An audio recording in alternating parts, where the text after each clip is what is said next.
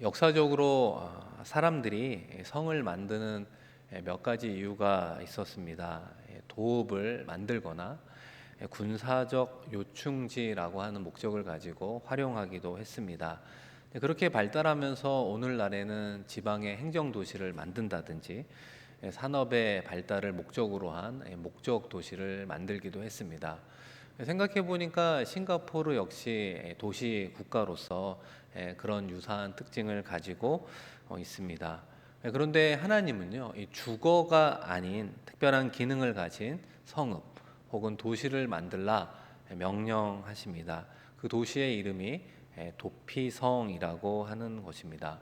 이 도피성이라고 하는 단어가 경우에 따라서는 익숙하지 않은 분들도 있고, 또 어떤 분은 익히 잘 아는 단어일 수도 있습니다. 오늘은 이 도피성에 대한 말씀을 함께 나누려고 하는데요. 그렇다면 하나님께서는 특별한 기능과 목적을 가진 이 도피성을 만들어라 이렇게 하신 이유가 무엇일까라고 생각해 봅니다. 이 부분을 접근할 때 이 구약과 신약의 관점에서 함께 보려고 하는데요. 우리가 흔히 구약을 어떻게 표현합니까? 예수님의 그림자라고 이야기를 하고, 신약은 그 실체라고 말할 수 있습니다. 그러니까 구약의 도피성은 신약까지 아울러 생각해 본다면 예수님을 통한 구원의 그림자, 표징, 상징이라고 말할 수 있습니다. 그렇다면 도피성을 통해서 우리에게 주시는 그 하나님의 구원의 의미가 이제 무엇인가 함께 생각해 보고 우리들의 삶의 자리에 적용해 보겠습니다. 오늘은 뭐 일반적인 설교로 진행되기도 하지만 도피성이라고 하는 어떤 핵심 키워드를 가지고 성경 공부를 한다라고 하는 생각으로 한번 순서대로 살펴보려고 합니다. 이 도피성의 특징을 제가 네 가지로 한번 정리해 보았는데요. 이 첫 번째는 이 어떤 사람이 과연 그 도피성에 들어갈 수 있을까라고 하는 질문입니다. 오늘 함께 읽은 3절인데요. 우리 한번 같이 읽겠습니다. 부지 중에 실수로 사람을 죽인 자를 그리로 도망하게 하라. 이는 너희를 위해 피해 보복자를 피할 곳이니라. 아멘. 이 도피성의 히브리어 뜻은 받아들이는 도성입니다. 누군가를 받아들이는데 읽은 3절의 표현을 보면 부지 중에 실수로 어떤 사람을 살인한 사람, 그 사람을 받아들이는 곳이 바로 도피성이구나 이렇게 볼 수 있어요. 그래서 우리가 부지 중에 실수로 살인한 사람을 앞으로 이제 오살한 사람, 오살자 뭐 이렇게 표현을 하는 것입니다. 그러니까 이 도피성이라고 하는 것을 듣고 예를 들어서 뭐 도둑질하다가 걸린 사람이 도피성으로 피할 수 있습니까? 없습니까? 없다. 오살한 경우만 도피성에 들어갈 수 있다라고 하는 거예요. 그런 의미에서 여러분 3절의 말씀을 다시 한번 보시면 저는 이 말씀을 볼 때 이 살인이라고 하는 단어도 눈에 들어오지만 이 사실 실수라고 하는 단어도 눈에 들어오게 됩니다. 여러분이 살인이라고 하는 단어에 방점을 찍게 된다면 그 이유는 살인이라는 죄가 우리의 입장에서 가장 큰 죄이기 때문입니다. 그렇죠?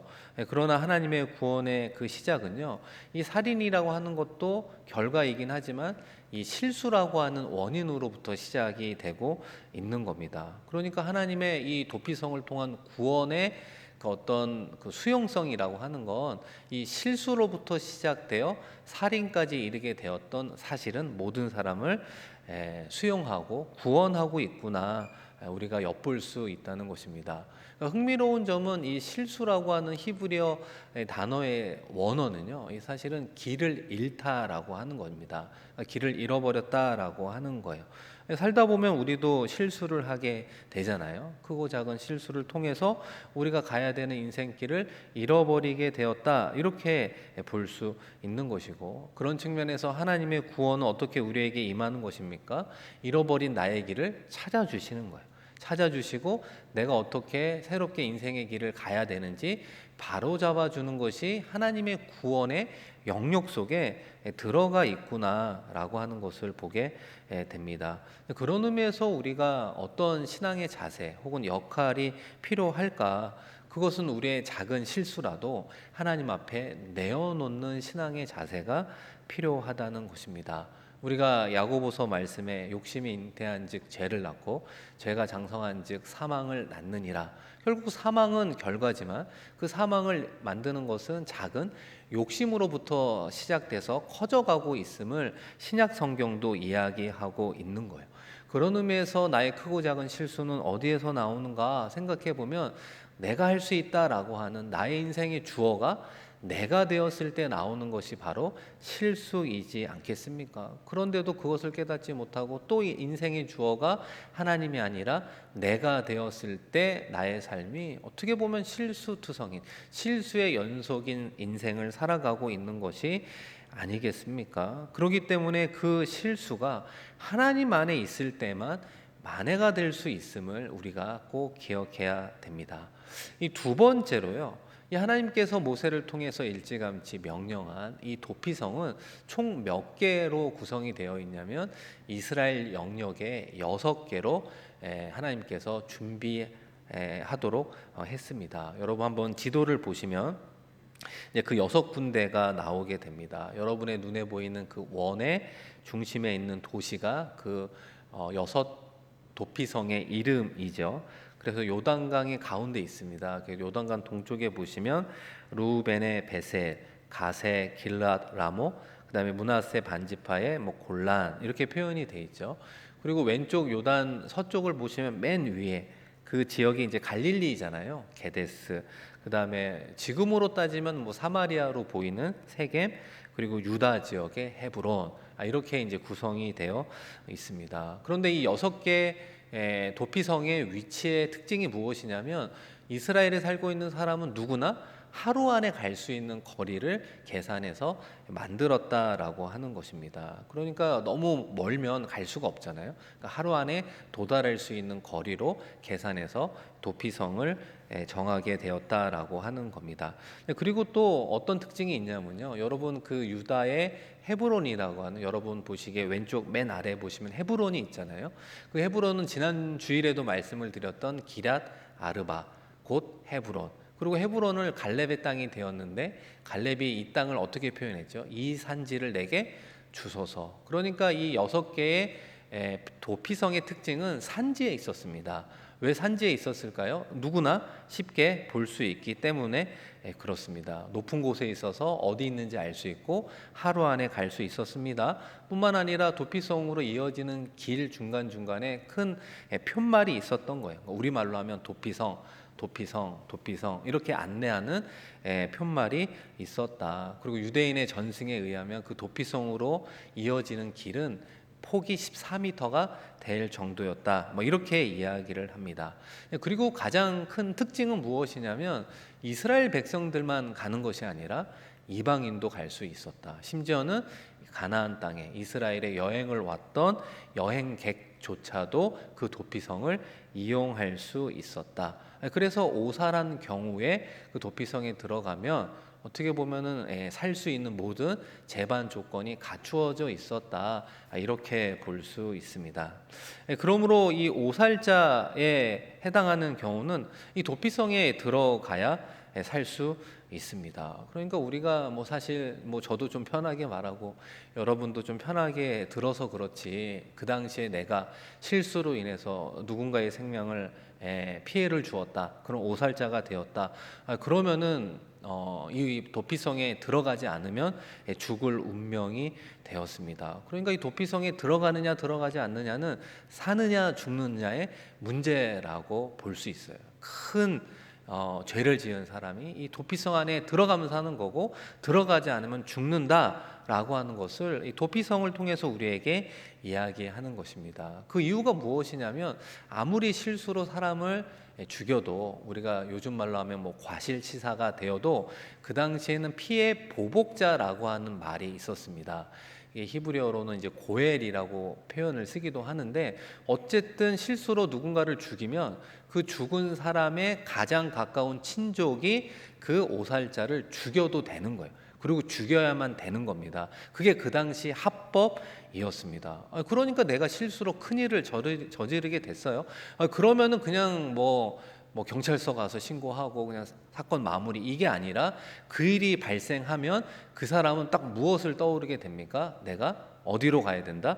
도피성으로 가야 된다. 내가 도피성으로 가지 않으면 빠른 시간 안에 죽은 사람의 친척이 나를 죽이려고 쫓아오겠구나라고 하는 것입니다. 그러니까 상당히 생명의 이 오살자의 경우도 또 다른 생명의 위협을 느낄 수밖에 없었습니다. 하루 종일 뛰어가는 그 속에서 뒤를 쳐다보지 않겠습니까? 혹여나 그의 피해 보복자가 나를 따라오지 않을까, 이 걱정하는 마음, 두려워하는 마음으로 쉬지도 못하고 그 도피성으로 달려가는 그런 모습을 우리가 상상해 볼 수 있는 것입니다. 그러니까 이 오살자의 경우는 이 도피성이 없으면 이 자신의 생명 또한 죽은 목숨일 수밖에 없었습니다. 그런데 도피성이 있었기 때문에 그 도피성에 들어만 간다면 이 무시무시한 피해 보복으로 벗어날 수 있는 것이죠. 그러니까 하나님께서는 실수로 죽인 사람의 생명의 피는 어쩔 수 없잖아요. 그러나 그로 인해서 또 다른 생명의 피가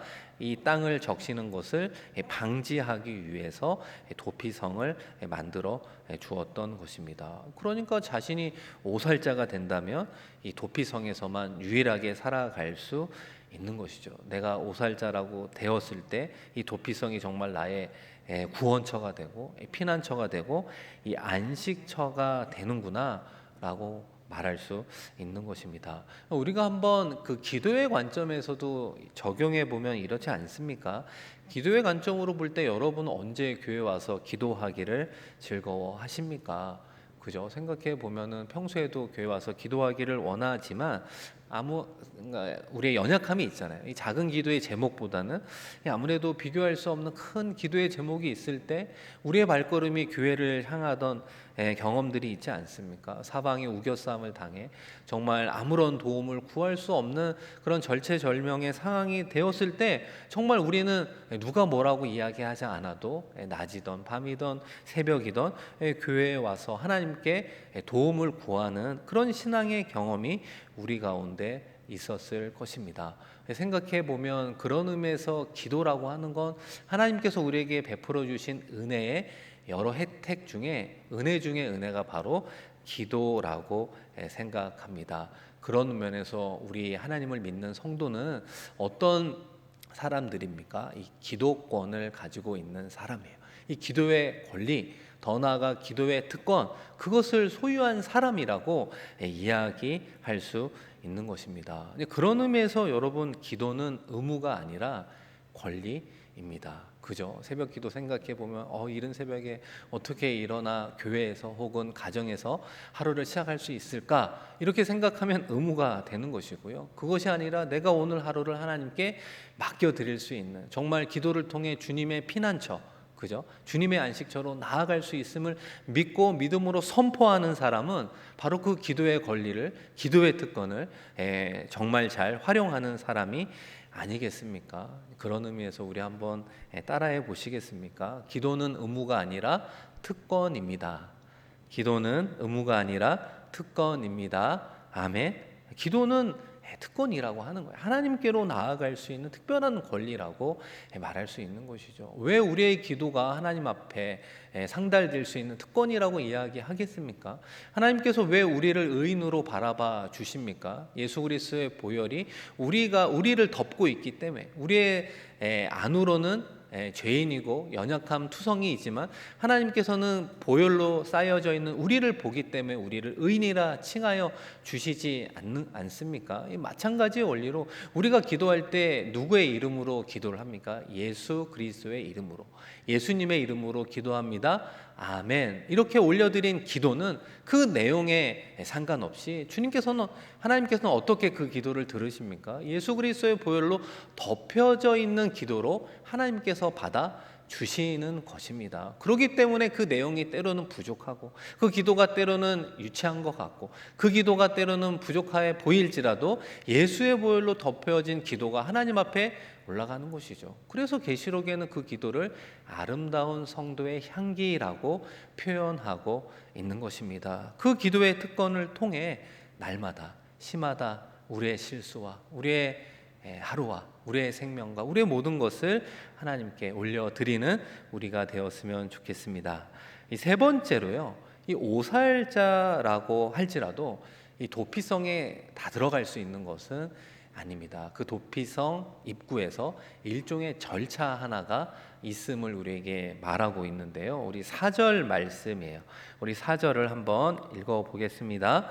이 성읍들 중에 하나에 도피하는 자는 그 성읍에 들어가는 문 어귀에 서서 그 성읍의 장로들의 귀에 자기의 사건을 말할 것이요, 그들은 그를 성읍에 받아들여 한 곳을 주어 자기들 중에 거주하게 하고. 그러니까 부득이하게 살인을 하게 되었습니다. 그리고 급하게 도피성에 도착을 하게 되었습니다. 그러면 누구를 만난다고요? 그 도피성의 장로들을 만나게 돼요. 그리고 읽은 말씀처럼 무엇을 이야기하느냐? 사건을 말할 것이요. 그러니까 사건에 대해서 이야기를 해야 되는 거예요. 이 전말을 다 알려드려야 되는 것입니다. 그래서 일단 장로들이 그 이야기를 듣고 이게 우발적인 것인지 악의가 있었던 것인지 판단하고 우발적이라고 판단되면 들어올 수 있게 하는 거예요. 이 도피성으로 들어오면 생명은 유지할 수 있는 것 아니겠습니까? 그런데 이거를 반대로 이야기해 보면 아무리 자기가 우발적으로 실수로 살인을 했을지라도 그 죄를 장로들 앞에, 어쨌든 죄는 죄잖아요. 그 죄의 사건을 이야기하지 않으면 도피성으로 들어갈 수 없음을 우리가 반드시 기억해야 되는 것입니다. 이 사랑하는 성도 여러분, 이 구약의 도피성이 우리가 죄인일 때 피할 수 있는 장소이신 예수 그리스도를 상징하고 있습니다. 예수 그리스도는 우리를 보호하시죠. 우리의 허물과 죄를 덮으시고 숨겨주시는 그런 도피처, 우리의 안식처, 우리의 구원처가 되어 주십니다. 그런데 그것이 정말 우리에게 유효하기 위해서, 그것이 정말 우리에게 선한 영향력을 끼치기 위해서는 동일하게 우리도 무엇을 해야 됩니까? 주님 앞에 우리의 연약함을 자백해야 되는 것입니다. 그 부분을 요한일서 1장 9절 10절 한번 같이 읽겠습니다. 만일 우리가 우리 죄를 자백하면 그는 미쁘시고 의로우사 우리 죄를 사하시며 우리를 모든 불의에서 깨끗하게 하실 것이요, 만일 우리가 범죄하지 아니하였다 하면 하나님을 거짓말하는 이로 만드는 것이니 또한 그의 말씀이 우리 속에 있지 아니하니라. 아멘. 여러분 9절 말씀해 보시면 특별히 앞부분에 우리가 죄를 자백하면이라고 하는 거예요. 그러면 우리의 죄를 사하여 주시는 거예요. 그러니까 우리도 주님의 안식처로 들어가기 위해서 이 첫 번째 관문이 있다면 무엇입니까? 우리의 연약함을 우리의 입술로 고백해야 되는 것입니다. 우리가 죄인입니다. 하나님 앞에 고백하고 나아가야 예수의 안식처로 들어갈 수 있는 것입니다. 이어지는 10절에서는 보다 더 선명하게 우리에게 무엇을 이야기하느냐, 우리의 죄를 고백함과 동시에 10절 말씀해 보시면 우리가 범죄하지 아니하였다 하면 하나님을 거짓말하는 이로 만드는 것이다 라고 하는 거예요. 그러니까 하나님 앞에서 우리의 죄가 있어요, 없어요? 전부 다 있다는 거예요. 그러니까 고백하지 않으면 오히려 하나님이 거짓말쟁이야 라고 이야기하는 것이죠.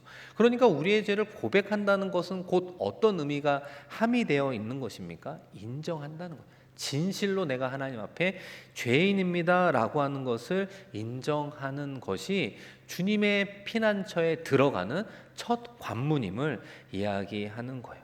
우리가 죄인임을 고백한다는 것은 어떤 의미겠습니까? 하나님, 우리의 힘으로 살았습니다.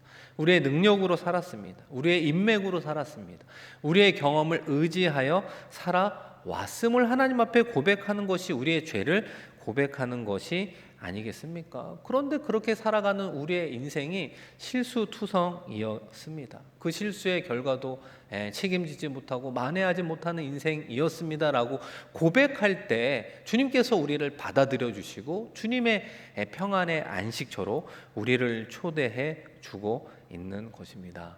그런 의미에서 우리는 기도할 때 어떤 기도의 내용들로 여러분은 고백하며 나아가고 있습니까? 작은 기도의 제목으로부터 큰 기도의 제목까지, 경제의 문제, 우리의 자녀의 문제, 우리의 부모님의 건강의 문제, 다양한 문제로 우리는 주님 앞에 기도할 수 있습니다. 그러나 우리의 신앙이 깊어지면 깊어질수록 우리가 처음부터 끝까지 기도할 수 있는 내용이 있다면 그것은 무엇일까요? 바로 회개라고 하는 것입니다. 여러분, 그 개신교의 영성에 유명한 이 선구자 역할을 했던 분이 있습니다. 이 엄두섭 목사님이라고, 지금은 이제 돌아가셨습니다. 이 엄두섭 목사님을 제가 신대원 다닐 때 제가 이렇게 취재를 좀 한 적이 있습니다. 신문사에 있다 보니까 이제 그분 집에 들어가서 그분이 어떻게 영성 관련돼서 일을 하셨는지 뭐 쭉 그렇게 이야기를 하게 되었는데요. 근데 그분이 이제 연세가 많으실 때였죠. 그분이 하시는 말씀이 뭐냐면, 제가 이제 기도하러, 이제 이분이 이제 주로 기도원 같은 곳에 생활을 좀 하시기도 했었는데, 그 산에 올라가서 기도를 하게 되면 처음부터 나오는 말, 그리고 마치는 말이 주님, 저는 죄인입니다 라고 하는 그 이야기 외에는 더 고할 이야기가 없었노라고 이야기를 하는 거예요. 아무리 그분이 연세가 있어도 자녀도 있고 손주도 있고 기도해야 될 많은 기도의 제목이 있는 것 사실이 아니겠습니까? 그럼에도 그런 부분들은 다 내려놓고 내가 주님 앞에 오직 죄인입니다, 부족하고 연약한 나의 죄를 사하여 주신 하나님의 구원을 기뻐하고 감사하고 영광 올려 드립니다 고백하고 있는 것입니다. 그런 면에서 우리의 기도의 내용도 한번 뒤돌아 보았으면 좋겠습니다. 우리의 기도를 올릴 때 주님 앞에, 하나님 앞에 내가 연약한 죄인임을 고백하고 사하여 주심을 감사하고 그 다음에 우리의 것을 간구하고 나아가는 기도의 순서가 우리 가운데 있어야 되는 것입니다. 그러한 부분들로 주님과의 교제가 이루어질 때 앞서 말씀드린 우리의 인생의 실수투성인, 그리고 그의 결과까지도 주님께서 바로 잡아주시는 그 은혜를 누리게 되는 것입니다. 그것을 통해 새롭게 한 주를 시작할 수 있는 것 아니겠습니까? 이 네 번째로요, 이 도피성에 들어가게 되었습니다. 그리고 이제 나오는 경우가 기록되어 있습니다. 오늘 6절 말씀인데요. 우리 6절 한번 같이 읽겠습니다. 그 살인자는 회중 앞에 서서 재판을 받기까지, 또는 그 당시 대제사장이 죽기까지 그 성읍에 거주하다가 그 후에 살인자는 그 성읍 곧 자기가 도망하여 나온 자기 성읍 자기 집으로 돌아갈지니라 하라 하시니라. 아멘.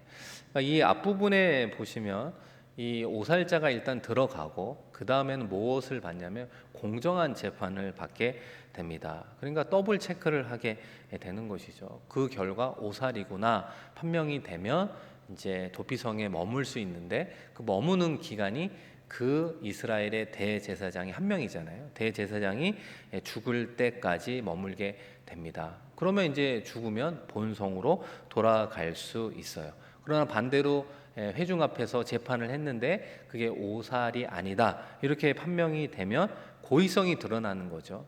그렇게 되면은 피해 보복자에게 손을 넘겨주는 거죠. 그래서 그 사람은 죽임을 당하게 되는 것입니다. 이 도피성의 제도를 통해 우리가 무엇을 생각해 보게 됩니까? 하나님의 공률과 공의가 이 도피성 제도에 들어가 있구나. 아까도 말씀드린 것처럼 우발적인 사고로 인해서 이런 일들이 발생할 때 당연히 도피자는 뭐 집에 들렸다가 그 도피성에 갈 여력이 없습니다. 그냥 바로 직행하게 되는 것 아니겠습니까? 그러다 보니까 이 가족들하고도 인사할 수도 없는 것이고 더 이상 만날 수 없는 삶을 언제까지 또 살아야 되는지 무한정 그 도피성에서 살아가야 되는 것입니다. 그렇기 때문에 그 도피성이 좀 답답할 수 있잖아요. 처음에는 생명을 구원했으니까 기쁘고 즐거웠지만 이내 가족들과도 만날 수 없는 동떨어진 곳에서 마치 가택 연금이 된 것처럼 이 제한된 곳에서 생활하다 보면 본인도 얼마나 고통스럽겠습니까? 아무리 부지 중에 지은 죄라 할지라도 그 이후에는 가족도 만날 수 없고 대제사장은 언제 돌아가실지 사실은 가늠할 수가 없잖아요.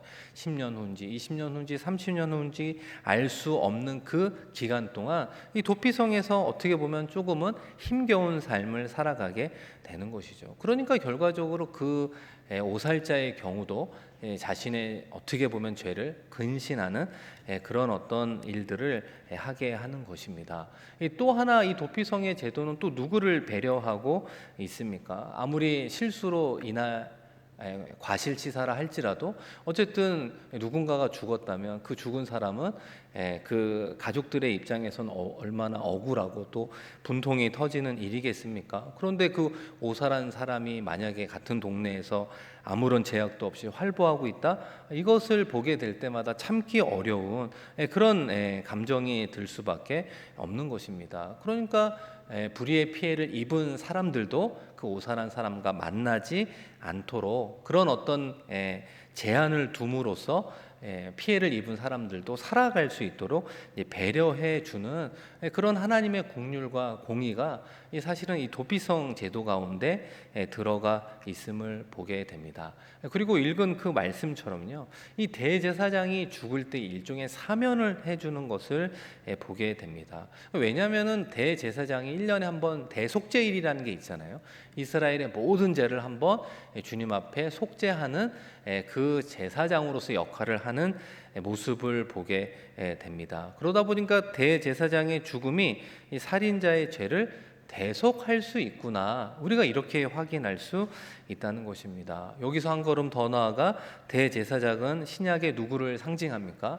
예수 그리스도를 상징하고 있다는 것입니다. 여러분, 히브리서 4장 14절 말씀인데요, 우리 한번 같이 읽겠습니다. 그러므로 우리에게 큰 대제사장이 계시니 승천하신 이 곧 하나님의 아들 예수시라. 우리가 믿는 도리를 굳게 잡을지어다.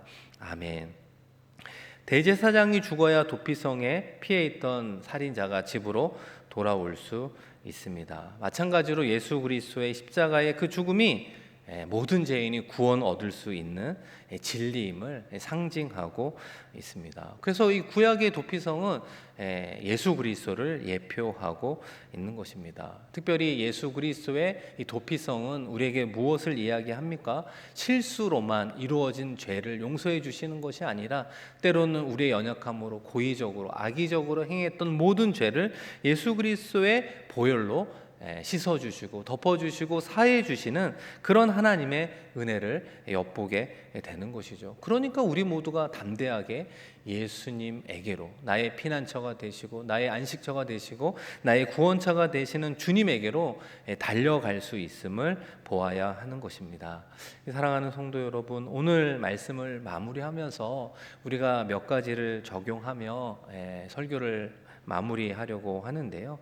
이 설교를 쭉 듣다 보면 목사님, 저는 실수라도 오살하는 경우는 없는데요 라고 생각하는 분들이 분명히 많을 것입니다. 그렇잖아요. 뭐 실수로 누군가를 죽인다는 일이 흔한 일은 아니지 않겠습니까? 그런데 생각해 보면 우리가 꼭 칼로 살인을 해야 살인입니까? 예수님께서 율법을 완성하는 자로 오시면서 우리에게 무엇을 이야기하십니까? 형제에게 욕을 하고 형제를 미워하는 사람도 이미 그 형제를 살인했다, 산상수훈에서 마태복음 5장 22절에서 그렇게 말씀해 주셨어요.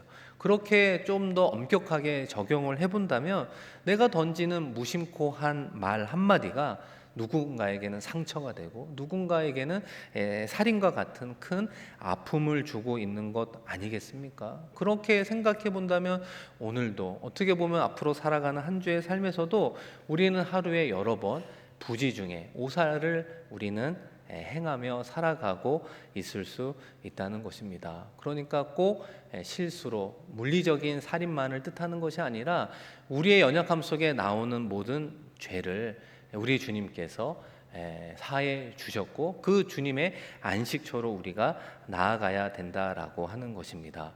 하나님께서는 에덴 동산에서 죄를 지을 때부터 우리의 부족함과 연약함을 알고 계셨습니다. 그렇기 때문에 하나님께서는 도피성을 만들어 주신 것 아니겠습니까? 그리고 예수 그리스도를 통해 그 도피성을 완성해 주고 있는 것 아닙니까? 그래서 지금 우리의 도피성, 우리의 피난처가 되신 예수 그리스도를 향해 연약한 자들이요, 부족하고 실수투성인 자들이요, 주님께로 나아가십시오. 우리에게 말씀하고 있는 것입니다. 사랑하는 성도 여러분, 우리의 삶이 힘들고 어려운 것이 우리의 계획대로 되었다면 그렇게 되었겠습니까? 우리의 계획과도 상관없고 다른 사람으로 인해서 생기는 크고 작은 일들을 통해서 우리는 아파하고 힘들어하고 어려워하는 것 아니겠습니까? 나의 실수로도 힘들어하지만 그렇지 않은 타인의 어떤 영향으로도 우리의 삶이 고달프고 어려운 일들이 많이 있지 않습니까? 그렇기 때문에 우리도 주님께로 달려나아갈 수 있는 것입니다. 우리의 피난처가 되신 주님께 우리가 달려나아가 주님의 보혈을 의지할 때 그 평안함과 그 다음에 우리가 어떻게 생각하고 어떻게 말하고 어떻게 행동해야 되는가라고 하는 것을 바로잡아 주시는 주님과 남은 인생을 동행하며 살아갈 수 있는 것입니다. 사랑하는 성도 여러분, 우리가 이 도피성에 대한 이야기를 하면서 우리가 공동체를 이루며 살아가고 있는 것 아니겠습니까? 환난 당한 자, 핍박 당한 자, 괴롭고 원통한 사람이 우리의 지체고 우리 주변에 많이 있지 않습니까? 그분들이 주님을 그분들의 피난처로 삼고 도와갈 수 있도록 도움의 역할들을 우리가 감당해야 되지 않겠습니까? 우리 개인으로부터 우리의 가정과 구역과 교회 공동체가 어떻게 보면 이런 분들을 쉼을 제공하고 다시 한번 일어설 수 있는 그런 영적인 피난처로서 우리 교회 공동체가 감당해야 되는 또 다른 숙제, 또 다른 의무가 우리 가운데 있는 줄로 믿습니다. 사랑하는 성도 여러분, 한 주 살아가는 우리의 삶의 자리 가운데 예상되는 크고 작은 어려움들이 있을 수 있습니다. 때로는 그 어려움이 나의 실수로 생길 수도 있습니다. 그러나 그 모든 만회와 새로운 길은 오직 주님 안에서, 주님과 함께 동행할 때 해결되고 만회되고 하나님께서 가장 행복한 길로 우리의 삶을 인도해 주실 줄로 믿습니다. 우리의 도피성, 피난처가 되신 그 주님과 동행하며 이번 한 주도 승리하는 저와 여러분 되기를 주님의 이름으로 간절히 축원드립니다. 우리 이 시간 말씀을 기억하며 함께 기도하겠습니다. 우리의 삶의 자리에 생기는 크고 작은 연약함의 모습이 있죠. 실수라고 많은 표현을 했지만 나도 모르게 하는 말, 나도 모르게 하는 행동들, 그것으로 인해서 상처를 주고받으며 마음 아파하며 살아가고 있습니다. 코로나19는 우리의 뜻과는 무관한 것인데 그로 인해서 생명을 잃기도 하고 그로 인해서 슬퍼하고 어려워합니다. 그로 인해 생긴 경제 문제로 너무나 힘들어하고 있습니다. 우리의 뜻과는 전혀 다른 삶을 살아가는 삶의 자리가 있습니다. 우리가 원하는 길이 아니었잖아요. 우리가 생각한 행복의 여정은 아니었잖아요. 그러나 그 길을 어떻게 바로잡고 나아갈 수 있습니까? 우리의 피난처 대신 예수 그리스도 안에 우리가 들어갈 때, 날마다 시마다 들어갈 때 정말 주님 없이는 우리가 살아갈 수 없습니다. 주님의 도움 없이는 한순간 한 호흡도 살아갈 수 없고 숨 쉴 수 없음을 정말로 인정한 사람만이 주님의 피난처의 은혜와 구원, 인도해 주시는 은혜를 누리는 것이 아니겠습니까? 우리가 먼저 그 주님의 피난처로 나아가기를 소망합니다. 아울러 우리의 지체 가운데 정말로 힘들어하고 어려워하고 낭망하여 쓰러진 분들이 있습니다. 그분들을 위해서 충보할 때 그분들이 피난처 대신 주님의 도피성으로 들어갈 힘을 허락하여 주시옵소서. 함께 나눈 주의 말씀 기억하며 함께 기도합니다. 하나님 아버지, 한 주의 삶을 마무리하고 새롭게 시작하는 주일에 하나님께 예배하는 예배자로 서게 하시니 고맙고 감사합니다. 우리가 예배를 통해 하나님의 은혜를 받은 자로 한 주의 삶을 힘있게 살아가기를 소망합니다. 생각해보면 내 체력도 시간이 지나 떨어지게 되고 나의 지력도, 나의 경험도, 나의 판단력도 흐려지는 인생임을 보게 됩니다. 아버지 하나님, 주님만이 우리의 삶을 온전히 인도해 주실 분임을 믿으며 나의 피난처 되신 주님께로 더 가까이 나아가는 우리 모두가 되게 하여 주시옵소서.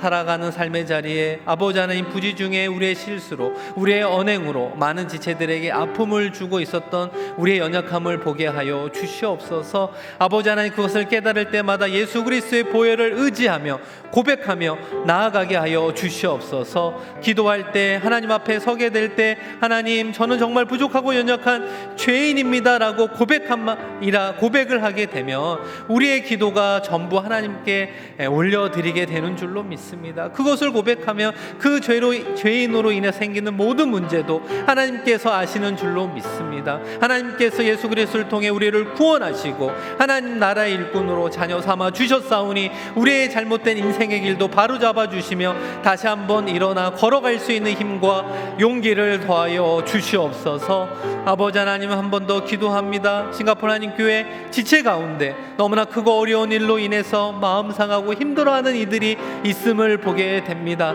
스스로 일어날 수 없는 그들을 향해 중보의 기도가 우리의 입술을 통해서 이루어지게 하여 주시옵소서. 그분들이 다시 한번 주님께로 피할 수 있게 하시고 하나님께서 예비하신 구원의 은총을 누릴 수 있도록 중보하며 나아가는 개인과 가정과 구역과 교회 공동체가 되게 하여 주시옵소서. 핍박당한 자, 고난당한 자, 낙심한 자들이 교회 공동체에서 위로받게 하여 주시고 피신하게 하시고 피난처로서의 귀한 역할을 교회 공동체가 감당하게 하여 주시며 그 피난처의 역할을 아버지 하나님, 선교사님들을 향해서도 이루어질 수 있도록 역사하여 주시옵소서. 동남아시아 선교의 중심축이 되는 귀한 역할을 아버지 하나님 감당하며 나아갈 때 모든 분들을 수용할 수 있는 피난처가 되는 싱가포르 한인교회 되게 하여 주셔서 아버지 하나님, 한인교회를 통해서 예수님을 보게 되었습니다. 예수님의 사랑과 긍휼을 경험하게 되었습니다.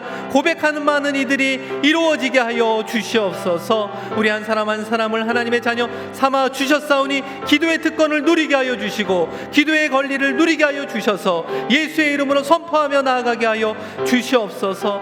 베풀어 주신 하나님의 은혜를 경험하는 우리 모두 되게 하여 주셔서 아버지 하나님, 우리 모든 공동체가 아버지 하나님, 우리의 피난처 되신 예수님 안에서 아버지 하나님 평안과 안식과 구원의 은혜를 충만히 누릴 수 있도록 역사하여 주시옵소서. 감사드리며 예수님 이름으로 기도합니다.